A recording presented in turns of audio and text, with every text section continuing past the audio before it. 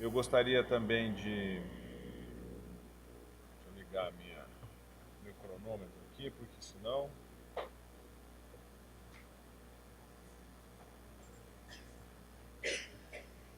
Não serei eu que irei atrapalhar. Muito bem. Esse é melhor? Tá. Obrigado. Muito obrigado. Muito bem.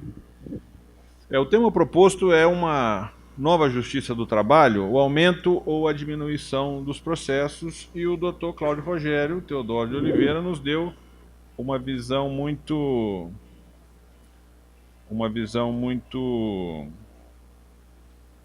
própria da advocacia e do sentido que isso se apresenta, a partir de uma norma que está posta, a partir de um tema que não foi discutido e cheio de defeitos, ou não foi discutido previamente, cheio de defeitos técnicos, cheias de disposições contraditórias entre si e de uma técnica relativamente sofrível do ponto de vista da integração, mas ela está posta e é com ela que iremos tratar. A não aplicação da lei ou a sua recusa em prossegui-la ou enfrentá-la trará prejuízos para a advocacia e para a magistratura, e é da magistratura no seu pior sentido, por força da interpretação do que trata o artigo 8º, parágrafo 2º, que diz que as súmulas e os enunciados de jurisprudências editados pelo Tribunal Superior do Trabalho e pelos tribunais regionais do trabalho não poderão restringir direitos legalmente previstos, nem criar obrigações que não estejam previstas na lei. A esse aspecto também o doutor Cláudio se manifestou, né, e até aqui vamos andando na mesma toada. Mas eu gostaria de aproveitar esse espaço para conversar com os senhores a respeito do que fazem os alemães, que tem uma palavra que eu me recuso a pronunciar porque não tenho ascendência alemã. Mas essa palavra comprida, cheia de consonantes, traz a ideia de que é preciso discutir seriamente assuntos sérios. A existência de uma palavra como essa é porque se exclui a possibilidade de se discutir seriamente assuntos que não sejam sérios.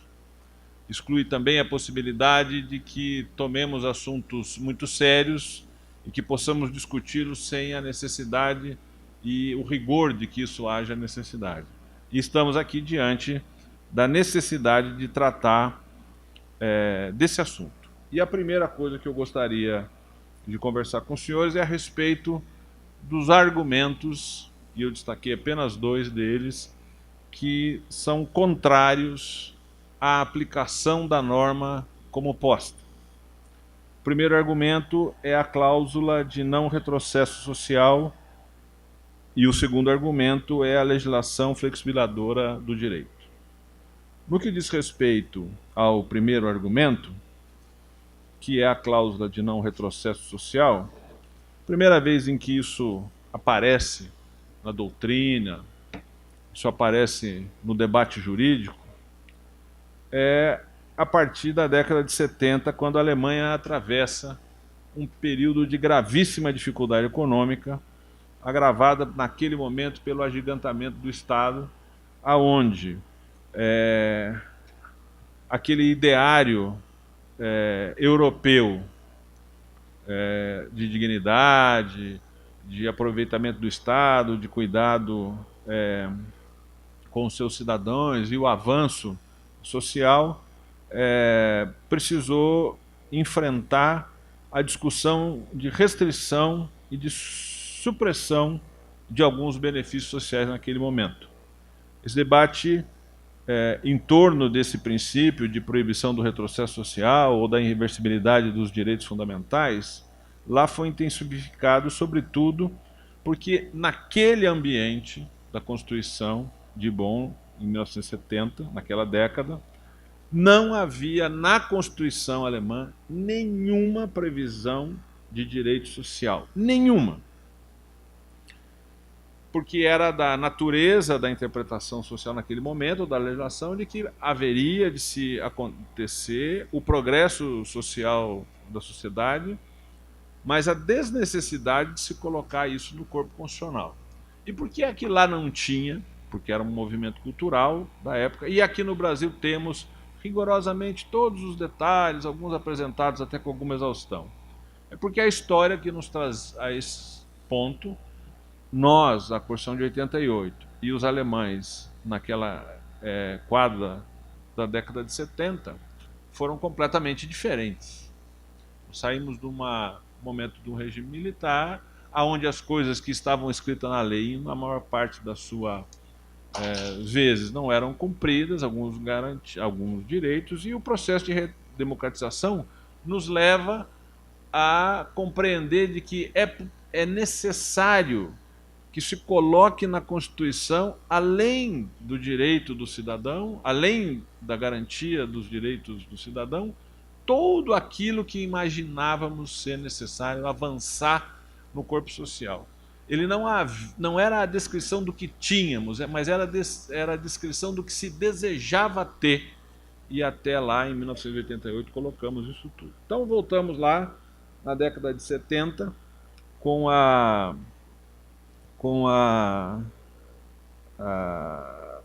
dificuldade de enfrentamento da sociedade alemã com a necessidade de se rever os benefícios sociais aplicados, se constrói, do ponto de vista da doutrina, a ideia da cláusula que proíbe o retrocesso de matéria social.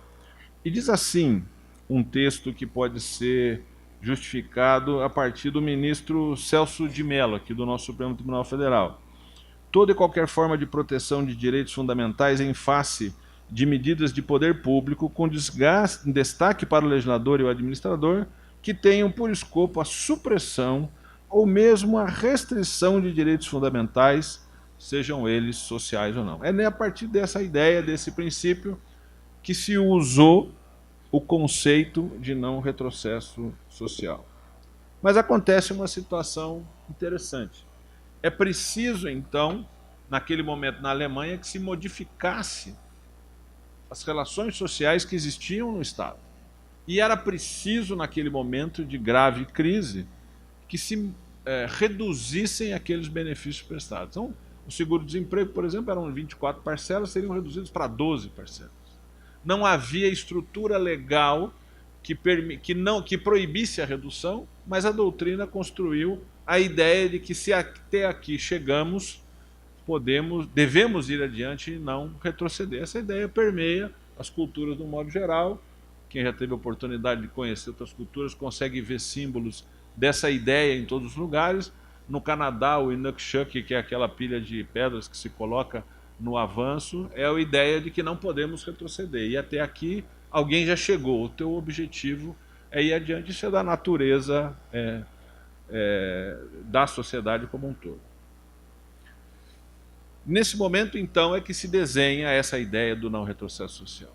E ela volta a acontecer na própria Alemanha, anos depois, com a nova reforma trabalhista, mas acontece em especial em 2007, na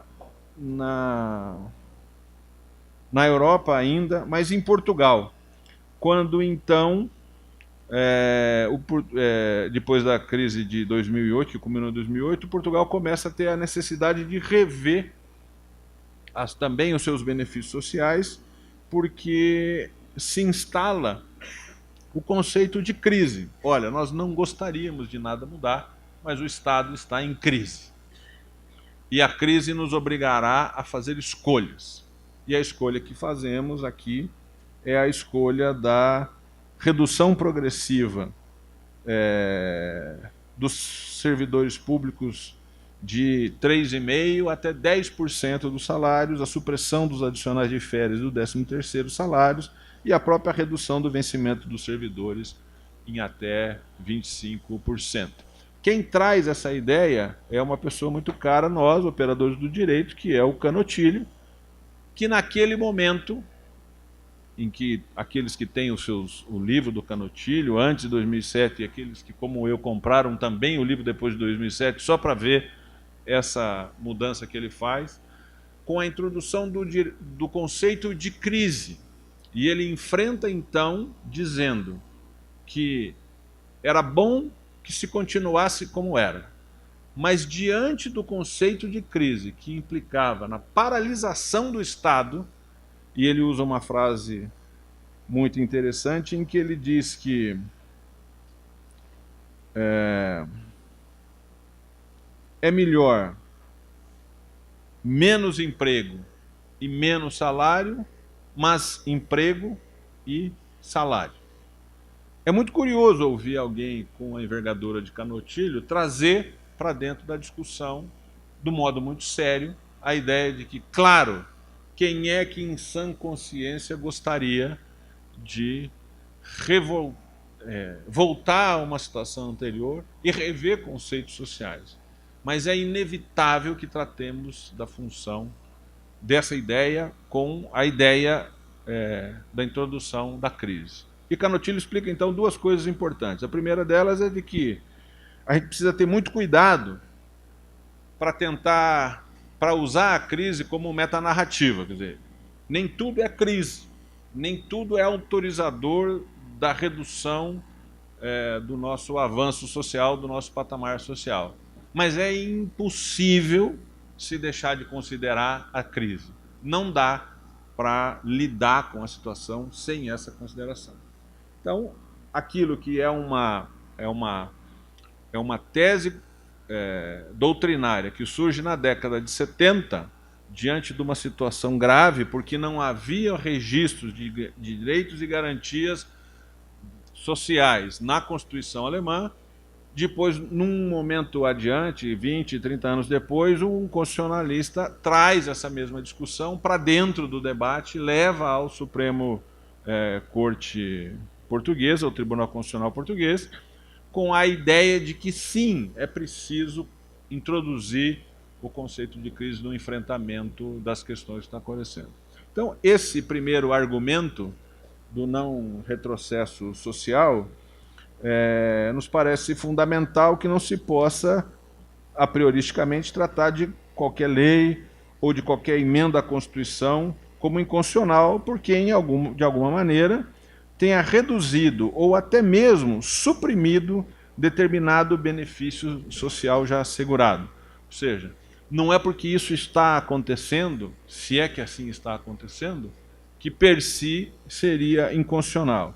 É necessário, sim, aprofundar o exame e desenvolver uma reflexão mais apurada, de acordo com as situações específicas, em cada caso concreto e dos benefícios em questão, a exemplo da aferição de pessoas diretamente atingidas, dos fins originalmente estabelecidos pelo legislador ao benefício e do efetivo atingimento de metas combinadas e assim por diante.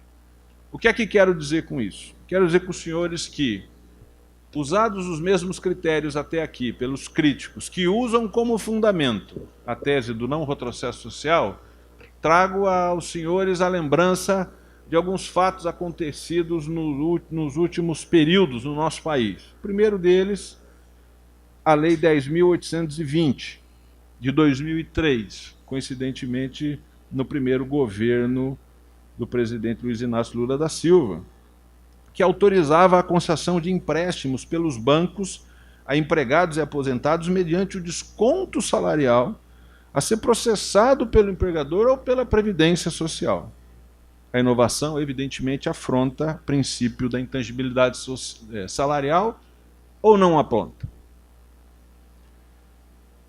A reforma previdenciária da Emenda Constitucional 41 de 2003, também do primeiro período do governo Luiz Inácio Lula da Silva, extingue o regime de previdência pública para os servidores públicos, admitidos a partir da publicação, a fim da integralidade da paridade, fixação nos limites a ser percebidos a títulos de provimentos de aposentadoria de acordo com o teto do regime geral do INSS, determinação de que fossem instituídos fundos de pensão e também taxou os inativos, aumentando o limite de idade e fixou condições mais duras para os servidores alcançarem a aposentadoria.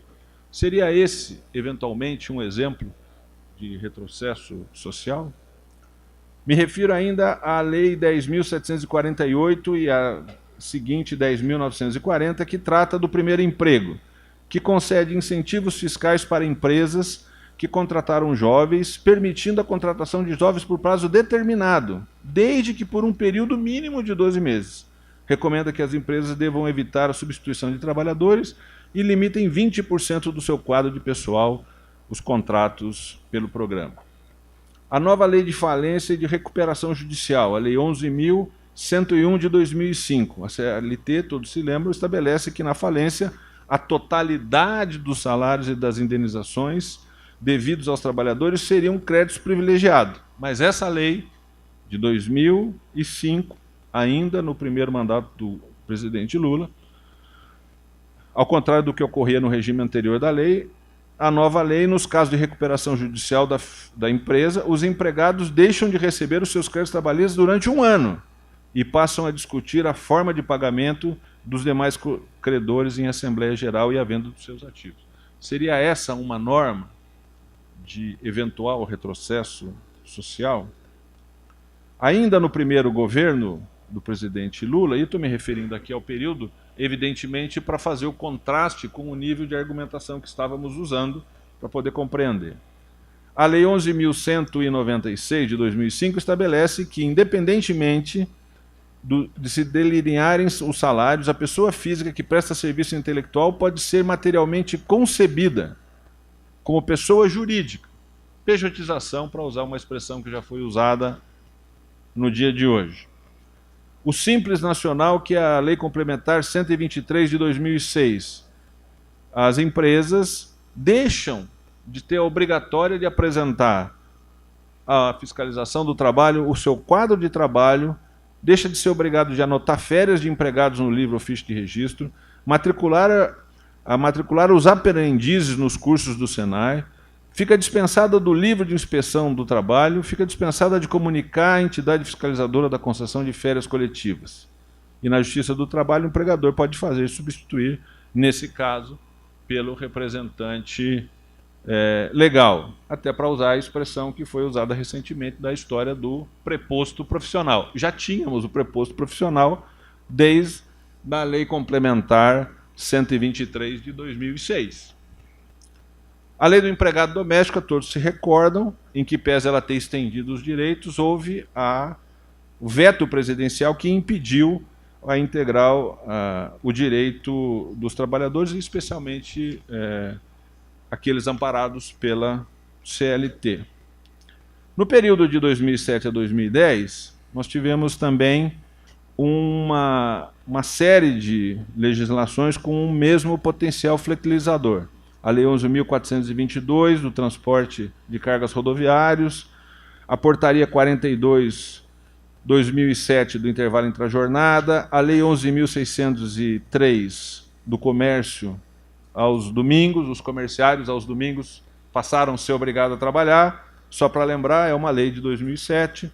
A Lei 11.718, de 88, que era o contrato do trabalhador rural por pequeno prazo. Vejam, os senhores talvez não se lembrem. Autoriza a contratação de empregados rurais sem registro na carteira de trabalho para de serviço de duração até 2 meses. Seria, eventualmente, isso aqui uma precarização das condições de trabalho? Os direitos trabalhistas são pagos diretamente ao trabalhador, mediante a adição à remuneração acordada.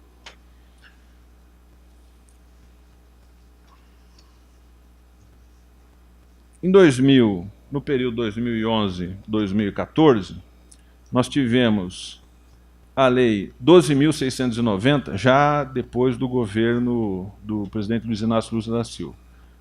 A Lei 12.690 dispõe sobre a organização e funcionamento das cooperativas de trabalho, institui o Programa Nacional de Fomento de Cooperativas do Trabalho e cria lá suas revogações do artigo 442 da CLT, que era um ponto extremamente polêmico, que era a regulamentação das cooperativas de trabalho. Então, mais uma ideia a respeito das questões. Nós tivemos a medida provisória 597, nós tivemos a Lei Complementar 41 de 2014, que revogou os artigos da Lei 12.619, na matéria regulamenta a jornada do contrato de trabalho, né? O tempo máximo ao volante dos motoristas passa de 4 horas para 5 horas e meia. Né? Tínhamos um patamar civilizatório, para usar a expressão, da tese construída lá na Alemanha, que nada guarda relação com o que temos hoje, mas vou usar aqueles mesmos elementos gramaticais para dizer que retornamos ao patamar civilizado de jornada de 5 horas e meia, quando já tínhamos atingido 4 horas. A Lei Complementar 147, que é o regime de tributação simplificada, e, finalmente, a Lei 13.189, de 2015, que criou o Programa de Proteção ao Emprego, que reduzia em até 30% o salário e a jornada, com uma compensação máxima de 50% do valor reduzida, e essa compensação máxima limitada ao que corresponderia em valores a 65% da parcela máxima do seguro-desemprego, que foi renovada depois pela medida provisória 761. A força argumentativa que uso a chamar os senhores a atenção do que falei, trata no sentido de que é preciso que tratemos seriamente assuntos sérios. O argumento do não retrocesso social,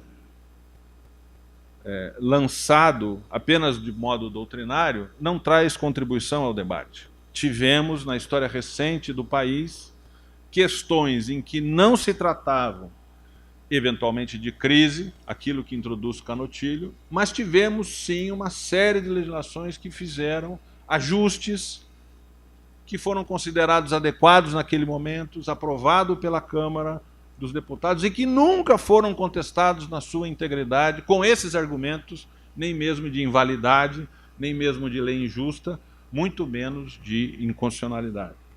Apenas essa lei, 13.189,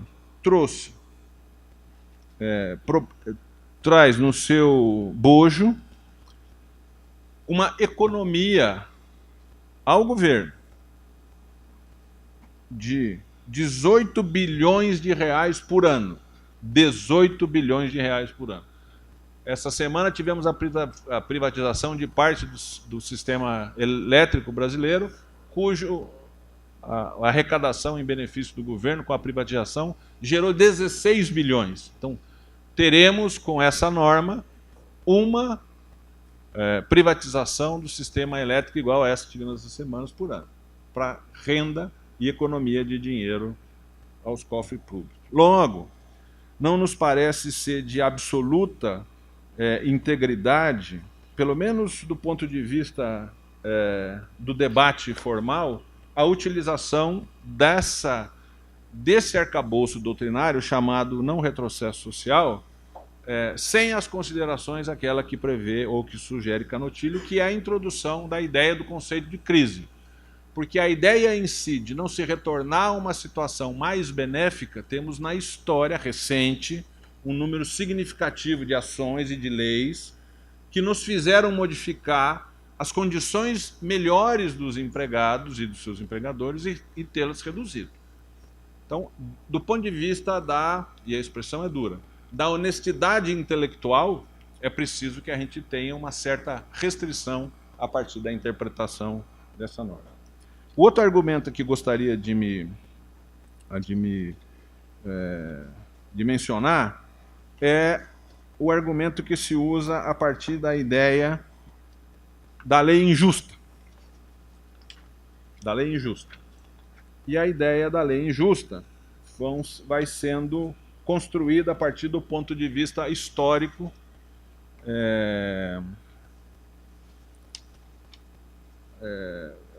a partir da ideia do positivismo, e aí encontramos questões que nos dizem que o juiz não deve ser a boca da lei, e o juiz não deve ser a boca da lei mesmo, porque o juiz que passa a ser a boca da lei é porque antes da boca da lei o juiz era a boca do rei.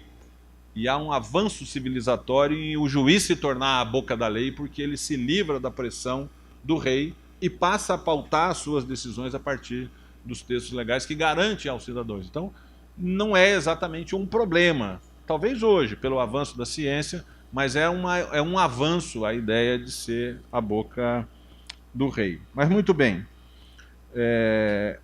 a tese da aplicação, o segundo argumento, que é da injustiça da lei, traz a ideia de que os tribunais devem administrar a justiça em nome do povo. Mas os tribunais estão sujeitos à lei e à Constituição, já que ninguém é obrigado a fazer ou deixar de fazer, senão em virtude da lei. Essa dicotomia entre o valor justiça e o positivismo jurídico, essa sim é determinante para que a gente possa conversar. Do ponto de vista do positivismo, a eventual injustiça da lei não afetará a sua validade. Se tratarmos especificamente de que a lei posta, mesmo que ela seja injusta, ela não é inválida, em que pese discordarmos dela. Do ponto de vista do direito natural, o direito não se resume à aplicação da lei, mas à ponderação entre a justiça, o bem comum e a segurança. Da onde vem, do ponto de vista formal, e eu não quero me avançar aqui, a primeira tese que surge a partir da ideia da injustiça da lei? Se a gente fizer um estudo um pouco mais intenso, retornando, não se estuda história voltando as costas para o futuro, se estuda a história retrocedendo ao passado, para que de lá tenhamos o mesmo ponto de vista que tinham aqueles que viviam naquele momento. Nós tivemos uma referência importante que foi Gustavo Radbruch, que foi provavelmente um dos grandes referenciais do positivismo. Todo mundo estudou na faculdade. Não é possível que não tenham tido um professor lá que tenha falado desse sujeito, falava de Kelsen, falava de Radbruch. E esses caras então diziam o seguinte: olha, o que vale é a lei posta, não vale muito o direito, não temos muitos problemas.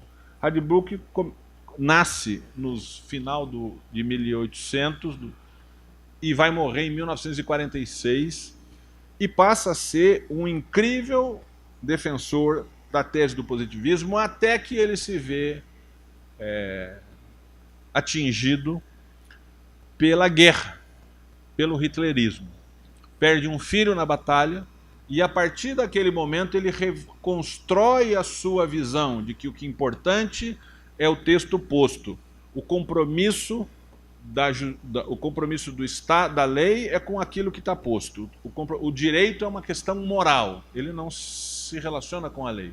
Ele começa a rever o seu posicionamento duro, assim, inspirado em Kelsen, para dizer o seguinte: é preciso que se resista à lei que não cumpre o seu papel de conciliar esses conceitos de justiça, bem comum e segurança.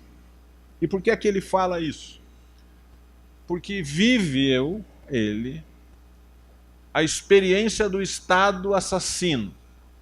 E é essa a expressão que ele usa.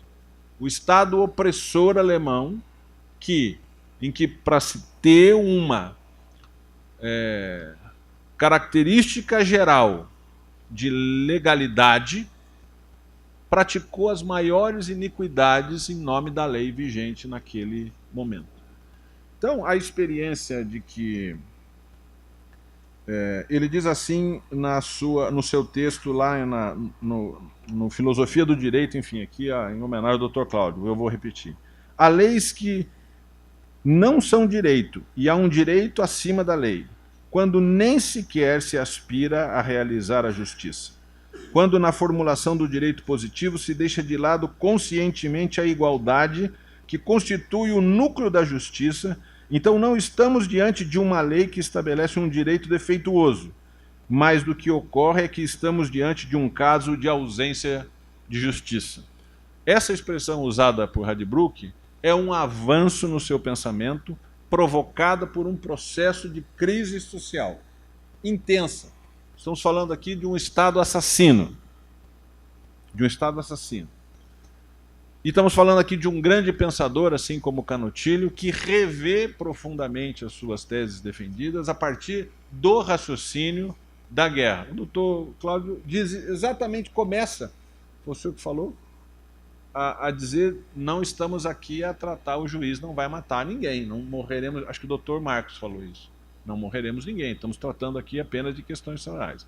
Mas o que eu digo que é fundamental é que a gente tenha a ideia de que é preciso usar argumentos sólidos e justos a partir da ideia de que teses que foram construídas em circunstâncias históricas específicas, resgatadas agora, pinçadas dos manuais, repetidas e reproduzidas a partir de discursos rasos, não se sustentam do ponto de vista da argumentação histórica.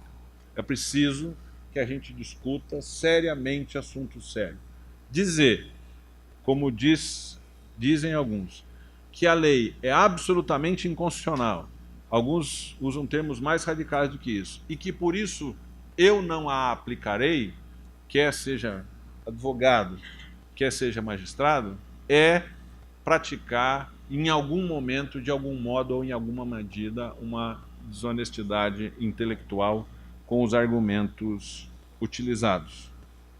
Eu, então, para responder a pergunta, diria que sim, imagino que inicialmente teremos uma diminuição do número de processos. Diria que teríamos uma simplificação permanente dos processos trabalhistas ajuizados. E diria que um aumento pode ser provocado pelo próprio judiciário se não tratar as questões de modo como a gravidade da situação exige. Muito obrigado.